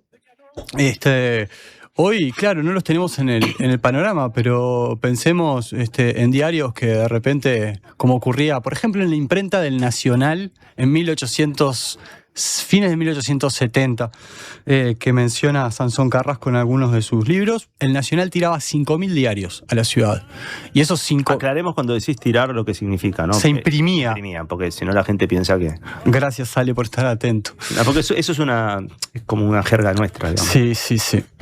Entonces, esos 5.000 diarios que imprimía el Nacional, había que repartirlos por la ciudad. Y los repartían niños harapientos, niños descalzos, niños milongueros, niños que tocaban la guitarra o la flauta, y uno de ellos fue el autor del tango que escuchábamos, Faraute, Antonio Cassiani, que Gardel, en una de sus actuaciones en el Teatro 18 de Julio, que si mal no recuerdo quedaba en Andes y Mercedes. No en 18 de julio. No, perdón. No en 18 de julio. Le presentan el tango de Cassiani y graba este tango y algunos otros también de él. Era uno de los habitantes del Bajo, era uno de los habitantes de ese Montevideo, digamos, desaparecido, de ese Montevideo fantasma que creó con la ayuda de Buenos Aires el cancionero popular, que en el siglo XX se empezó a conocer como tango. Guille, hoy me dijiste que ibas a venir temprano a estos barrios fantasmas para recorrer un poco las calles. ¿Y qué te encontraste? ¿Qué te agregó lo que venías a decir o qué no querés contar? No sé, en estos días de lluvia, creo que pensé en algo que habíamos hablado la vez pasada, y es justamente cómo en los barrios bajos de la ciudad vieja, sobre todo los que dan al sur, el agua, el viento, la tempestad hacían estragos. Y parado en Reconquista e Ituzaingó, donde el barrio empieza a bajar hacia el río, claro, precipitadamente, pensaba en las tormentas que hubo en ese lugar. Y una de ellas, que fue la que le dio el toque, digamos, casi el último toque final al barrio, fue en julio de 1923, cuando una inundación severísima se apoderó prácticamente de toda la zona sur de la ciudad, desde lo que es hoy Lindolfo Cuestas, que se llamaba esa calle Guaraní, hasta Ciudadela y un poco más allá también. Se inundó prácticamente todo, hasta lo que es la calle Reconquista, ¿no? Fue una inundación severísima, de la que el barrio, el Bajo, ese barrio habitado de conventillos, de lupanares, de pulperías donde se bailaba, fue demolido por la naturaleza. Y fue un barrio que terminó siendo demolido por las jerarquías políticas entre 1926 y 1929, y le dio espacio a este lugar que hoy tenemos entre la calle Ciudadela, la calle casi Reconquista, porque hay una parte que está construida, pero Ciudadela, Reconquista del Mar, hasta Lindolfo Cuestas. Toda esa parte que se le ganó a ese barrio, donde hoy está la Rambla y además hay algunos espacios libres, ahí estaba el Bajo. De ahí desapareció el Bajo, este barrio mítico para la milonga, para lo que fue después el tango, y también espejo de una serie de problemáticas sociales, creo que, y políticas probablemente, que el Uruguay arrastra hasta el día de hoy. Sabés que ayer, hablando con una de las invitadas, con Dinora López Soler, yo le contaba, porque venía a hablar de literatura infantil, que cuando Zavala convoca a los primeros pobladores, que son 6 familias que en total sumaban 34 integrantes, 19 de ellos eran niños. O sea que la mayoría de los fundadores de Montevideo eran niños. De esos 19 solo había 3 adolescentes que estaban en torno a los 15 años. Los otros eran todos menores de 10 años. Wow. Entonces, los 34 primeros aventureros que vinieron a poblar Montevideo eran mayoritariamente niños. Justo ayer salía el dato de que el 16-17% de nuestros niños nacen bajo el índice de la pobreza, ¿no? En aquel entonces también lo eran, también eran pobres, y en ese entonces, casi 200 años antes, lo que debía ser esa zona donde estos niños que eran analfabetos, entre las distracciones que tenían, no había ningún dispositivo, era corretear por las calles, nos imaginamos, y venir subiendo cuando se venía la marea, ¿no? Porque debe haber sido salvaje toda esa zona, ¿no? Sí, hay una preocupación central, sobre todo de la dictadura de Latorre, a partir de 1876, con los niños. Recordemos que la reforma educativa de Varela es habilitada por este dictador y es, sin lugar a dudas, quizás la única o de las poquitas reformas luminosas que pudo haber tenido esa dictadura, que era universalizar la educación, ¿no? Pero eso por un lado, que fue una discusión que no estuvo exenta de debates. En la sociedad de esa época, una de las diferenciaciones más fuertes que había, sobre todo al referirse a los niños, era esta evocación que todavía se usa de pilluelo, ¿no? El pilluelo infantil de ese siglo, de finales del siglo XIX. Parecido a polluelo también, ¿no? Claro, como la cría. Exacto.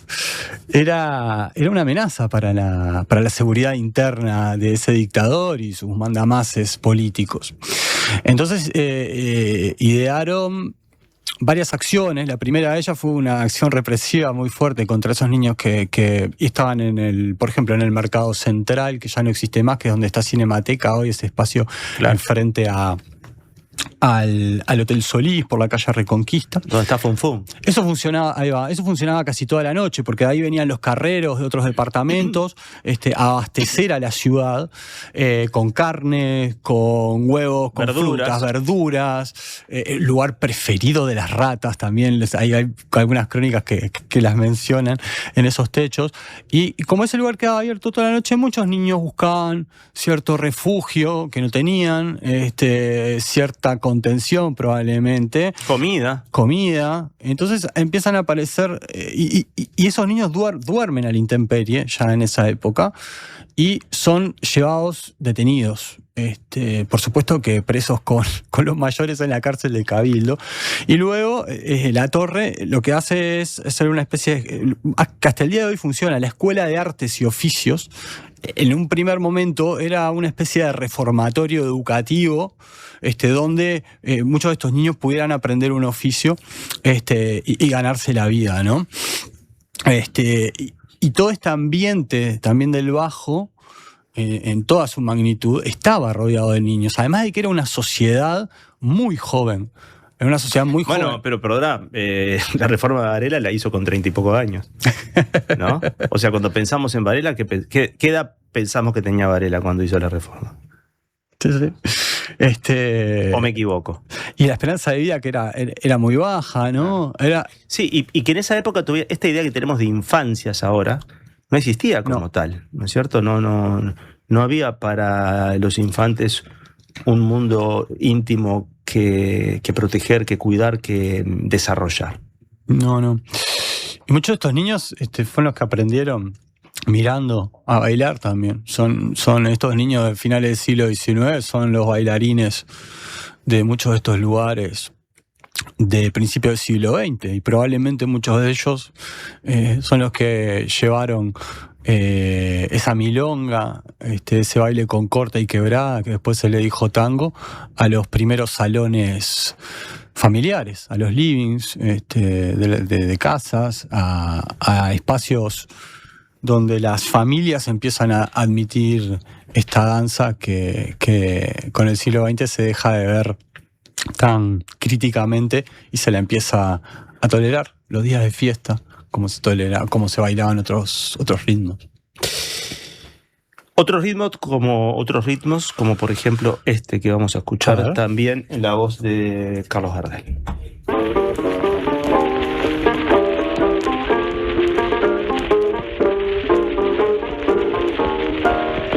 Corriente 348, segundo piso ascensor.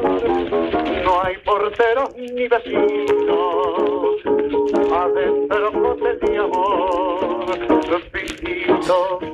Estamos escuchando el huevo frito, ¿no? Del vinilo este, que es viejo, es re característico de algunos vinilos, sobre todo de los vinilos que tienen mucho uso, como este. Viejos tangos de mi flor y un gato de porcelana, pa' que no maulle el amor. Y todo a media luz, que sobre buen amor. A media luz los besos, a media luz los dos. Y todo a media luz, crepúsculo interior. De suave terciopelo, la media luz de amor. Un caldo de 24, telefonía sin temor. De tarde te con matita, de noche tango y cantar. Los domingos de danzantes, los lunes de desolación. Hay de todo en la casita, almohadones y divanes. Como en botica, coco, alfombras que no hacen ruido y mesa puesta al amor. Y todo a media luz, se sufre buen amor. A media luz los besos, a media luz los dos. Y todo a media luz, crepúsculo interior. Que suave terciopelo, en la media luz de amor. Bueno, Guille, ¿te parece que hagamos una pausa? Me gusta. Y volvemos tranquilos para seguir haciendo el recorrido por los barrios fantasmas que esconde el barrio en el que estamos sentados nosotros ahora. Y pudo más que la maldad y el dolor, la voluntad de un corazón de mujer. Y así llorar, cuando pesar hoy me ve, pues para luchar no tengo ya valor. Lo que perdí puedo encontrar otra vez. Príncipe fui, tuve un hogar y un amor. Y hoy que desecho mis sueños bellos, mi piel a calles, sin rumbo piso. Cuando les digo que he sido un príncipe, lo desalmado lo echan a risa. Cuando les digo que fue la muerte que de mis tronos se apoderó, como se ríen de mi desgracia, y es mi desgracia su diversión. Loco, me dicen lo desalmado, y siento por todos lados. Loco, loco, eso que me insultan al pasar. Ya volvemos. Quédense con las ganas. Cuando estoy en el estudio grabando, cuido cada detalle. Con mi salud, tengo el mismo cuidado. Por eso, desde hace años, elijo El Círculo. Un lugar donde siempre me he sentido cómodo. No solamente por la atención, sino por la calidez humana y el compromiso real para mejorar y crecer. Para mí, esa es la diferencia. Si tu cédula termina en 4 y sos socio FONASA, en abril, hacé como yo. Elegí la mutualista con el índice de satisfacción más alto. Afíliate ahora llamando al 1870. En El Círculo, estamos con vos. Cobertura total de asistencia médica. ¿Sabías que en Uruguay hay más de 500 especies de aves? Podés encontrarlas todas en la Guía de Aves del Uruguay de Gabriel Rocha, un libro que incluye fotografías y códigos QR con videos y cantos de cada especie para conocerlas en profundidad. Pedí Aves del Uruguay en todas las librerías. Ediciones de la Banda Oriental, Territorio de Libros.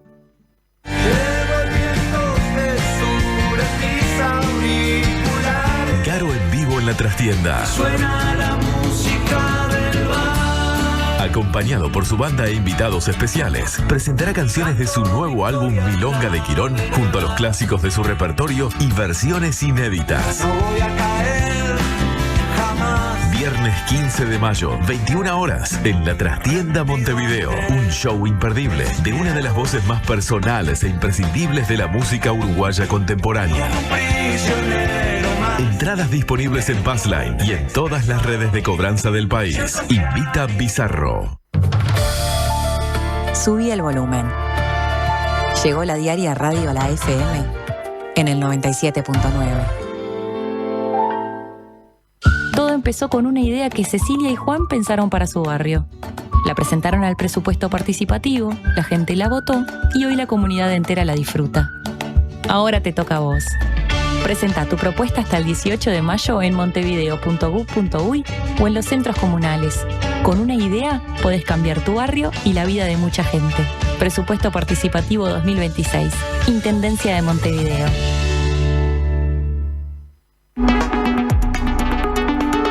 En la edición de abril de Le Monde Diplomatique Uruguay, análisis del impacto de la guerra de Irán y la invasión al Líbano. En el mundo, Tel Aviv y Washington ya no rinden cuentas a nadie. La lógica de la impunidad de Epstein queda expuesta y la inteligencia artificial está al servicio del imperio. En la región, conocemos los límites del modelo Bukele y las posibles candidaturas presidenciales de Axel Kicillof y del pastor evangélico Dante Gebel. Además, el reclamo de Pedro Sánchez en nombre del sur global. Una lectura kantiana del desorden internacional y los desafíos de los jóvenes chinos entre el desempleo y el algoritmo. Suscríbete en lemonde.uy y recíbelo en tu casa. Le Monde Diplomatique, la diaria. Atención, escuchen las ganas. Escuchen con ganas. 099-891-888. Por ahí se comunica Janet de Maldonado. Dice: hola, buen programa. Hoy por fin los escucho de principio a fin. Es mi hora de fisioterapia, pero hoy falté. Se pueden hacer los ejercicios igual en casa, ¿no? Se pueden hacer los ejercicios en casa mientras nos escuchan, por favor, claro que sí. Felicitaciones, excelentes invitados también, eso te incluye. Gracias. Escuchando desde Punta del Este, muchas gracias. Me acerco al micrófono, sí, me voy alejando. Pasan muchas cosas acá, lo que pasa es que me distraen. En las viejas radios, en las radios que no tenían este componente visual, audiovisual, siempre el operador, los operadores, los productores están detrás del invitado. Claro. Con lo cual uno, mirando al invitado, puede ver que le hacen gestos, pero acá los tenemos al costado. Entonces a veces me distraigo para ver a mis compañeros cómo se divierten, cómo me miran, nos hacemos gestos. Y me voy así, me empiezo a bajar la voz, sigo hablando, pero me voy. Hice el comentario del sonido del huevo frito, que se le dice tradicionalmente a ese que suena, y Alejandro con toda lógica me dijo: che, no hables huevo frito hasta ahora. Y es verdad, tenés razón, Alejandro, es muy cierto. Bien, estamos en los minutos finales del programa. Guille, nos quedan. Estamos bien. Nos quedan 13 minutos, que me parece perfecto, porque ya sabemos por qué el 13 es un gran número. No, lo primero, una digresión, como siempre, una digresión detrás de la otra. Escuchando esta versión a media luz de Gardel, recordé o sentí esta calidad del vinilo, de estas versiones grabadas, digamos, en vivo, ¿no? Sí, claro. Con la orquesta, con orquestas que iban cambiando a lo largo de las grabaciones, con guitarras, bandoneones, etcétera, que iban cambiando. Y uno cómo viene, y esto es una deformación mía por Spotify, pero uno cómo viene acostumbrando la oreja a eso cuando tenemos esta riqueza que es el vinilo. Así que gracias por ese par de bandejas. Por favor. Bueno, estábamos hablando un poco de las tormentas, de las tempestades que el azotaban bajo... la zona esta. Exacto. Claro, una zona mucho menos protegida que la que ahora conocemos. Claro, lo hablamos la vez pasada. No había rambla en esa época. Había la pura piedra, la pura arena, el puro mar. Sí, y también las construcciones no tenían la calidad que tenemos ahora, ¿no? Y las construcciones terminaban, ahora voy a hablar de eso, pero más o menos sobre 1870, por ahí esa zona se termina de construir lo que hoy es la Rambla Sur, digamos, entre Guaraní y Ciudadela. Estaban al borde, incluso arriba de las rocas, ¿no? Como hoy podemos ver algunos territorios en la costa uruguaya sin planificación urbana. Así era esa calle también. Sí, la costa no le pertenecía a todos. El primer nomenclator, bueno, por lo menos el primero que se menciona por ahí, Luciano nos podrá si fue así o no. 1730, esa calle de Santa Teresa, que era la primera sobre el mar y donde transcurría la vida más importante quizás del Bajo, no existía. En 1778 se la denominó del Portón Nuevo. Y en 1843 Montevideo tuvo una reforma muy importante del nomenclator. Las calles dejaron de tener nombres de santos y empezaron a tener nombres de otros santos, de los santos de las batallas, digamos, de las guerras. Y paradójicamente, esa reforma del nomenclator en Montevideo en 1843 le otorgó el nombre de una santa, Santa Teresa, a esa última calle al sur de Montevideo. Muy polémica. Polémica, pero era una... Polémica la calle, no Santa Teresa. Claro. Bueno, después la van a cambiar. Esa calle, después del principio del siglo XX, se va a llamar Recinto. Pero se la llamó Santa Teresa no por la beata, sino por la batalla de Santa Teresa, por la que el Estado oriental le ganó la batalla a los portugueses en 1825 y los dejamos del otro lado del Chuy. Ese paseo fue retratado, también lo decíamos la vez pasada, por Isidoro de María, y esa descripción de Isidoro de María no la vamos a leer ahora, léanla. Porque vale la pena. Vale la pena ver cómo en ese espacio también era un espacio, digamos, de socialización, de mezcla de culturas, donde los negros tocaban sus candombes y los blancos miraban. Era un lugar que además fue inspirando con el paso del tiempo. Por ejemplo, la milonga Yo me llamo Juan Te Quiero, de Fernán Silva Valdés. Y fue la inspiración de muchos de estos bailes, porque en esa calle, sobre todo entre Alzáibar, Zabala, Alzáibar, se concentraban lo que se llamaban las academias de baile. Academias de baile, cafetines, podríamos decir hoy, pulperías, también lupanares, donde esta música se bailaba y se hacía de ella ya una especialidad artística, ¿no? Había no solo... Si había academias es porque había un interés, ¿no? Pienso que había un interés por llegar a la manifestación artística de la disciplina, ¿no? Sí, que fue además una manifestación artística muy ninguneada, ¿no? Porque no ocurría lo que hablábamos la vez pasada en cualquier lugar, pero que fue teniendo un estilo, fue creando un estilo y fue creando un estilo propio y fue, digamos, enamorando con ese estilo y fue haciendo que, por ejemplo, Fernán Silva Valdés también se enamorara de ese baile, así como muchos otros uruguayos de estirpe o de mediana estirpe que se vieron seducidos por esas formas, ¿no? Por esas formas, por ese ritmo, por esas melodías muy sencillas, por lo menos por lo que dicen los descriptores. Cuando decís de esa estirpe es que había un sector de la sociedad que lo veía con malos ojos. Claro. Digamos, muchas veces la milonga, sobre todo en la primera mitad del siglo XIX, que todavía ni siquiera se le decía así públicamente, era un baile de negros, así se lo llamaba, ¿no? Estos bailes de negros, mal llamados, así como genérica y despectivamente bailes de negros, eran lo que la academia brasilera, digamos, los musicólogos brasileros, las musicólogas, le dicen hoy, y se le decía ya en el siglo XVII, XVIII, XIX, batuque.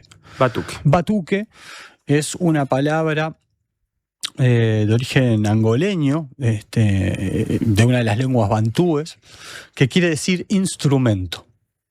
¿Okay?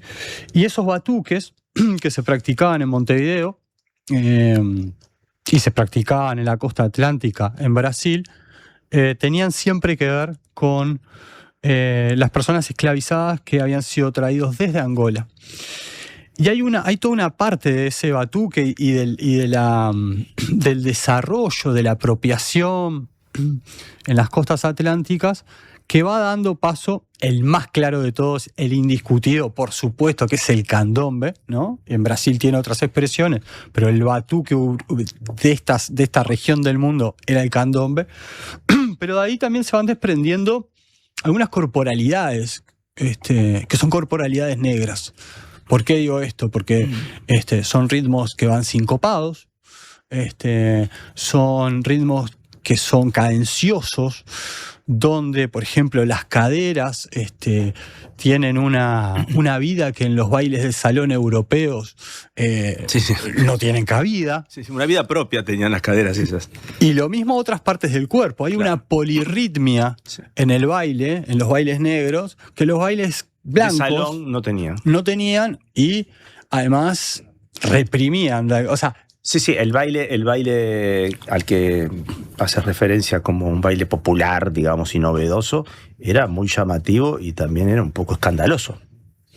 ¿No es cierto? Porque ponía en juego cosas que eran reprimidas en los bailes de salón. El contacto físico también, ¿no? Sí.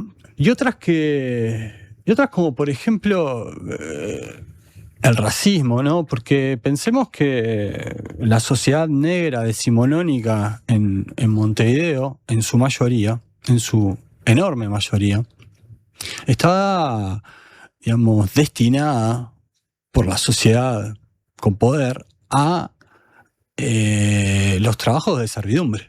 Claro.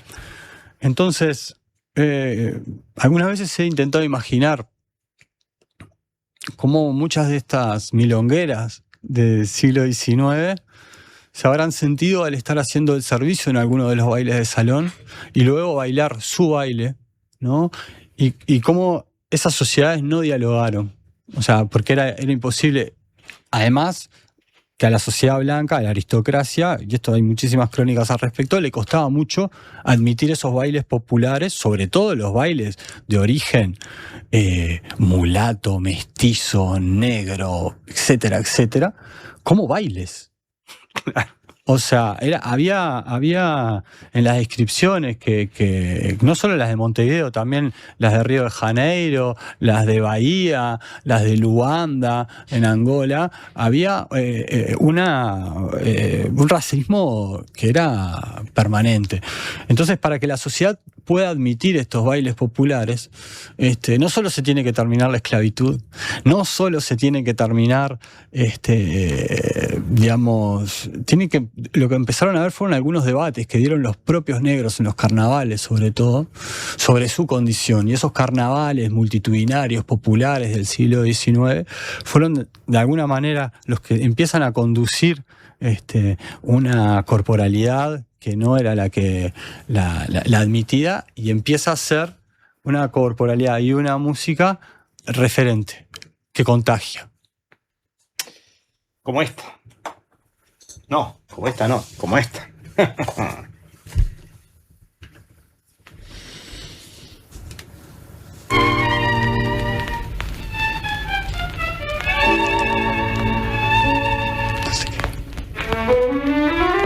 Mozo, traiga otra copa y sírvase de algo el que... Está sonando La Copa del Olvido en la voz de Hugo del Carril. Un tango de Delfino. ¿Querías decir algo de Delfino? Yo no soy especialista en tango ni mucho menos, pero... Me hablaste de Delfino como una figura que formaba parte de las cosas que estuviste pensando esta semana. Por eso en el final, en estos 2 minutos que tenemos, quería tirarte el nombre. ¿Te maté? No, para nada.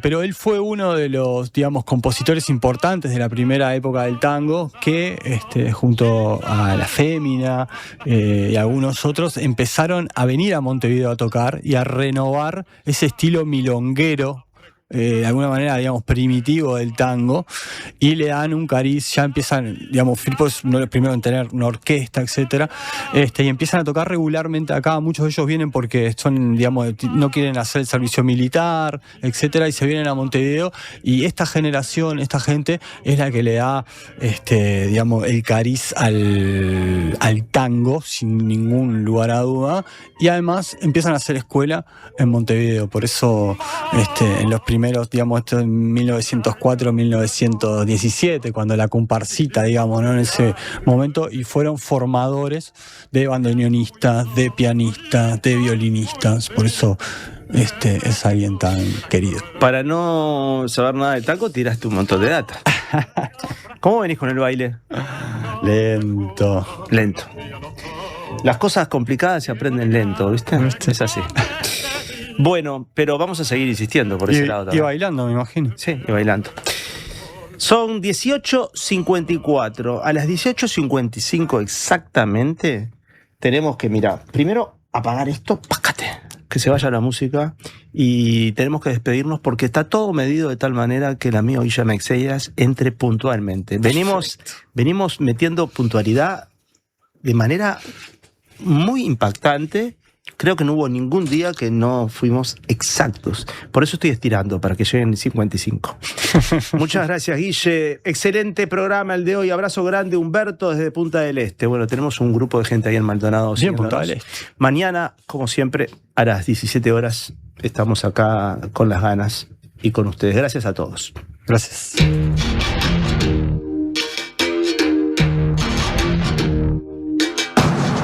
Elizabeth no Chuí, e eu aqui. Elizabeth no Chuí, Elizabeth do Chuí, Arnaldo Antunes. E eu aqui, Elizabeth no Chuí.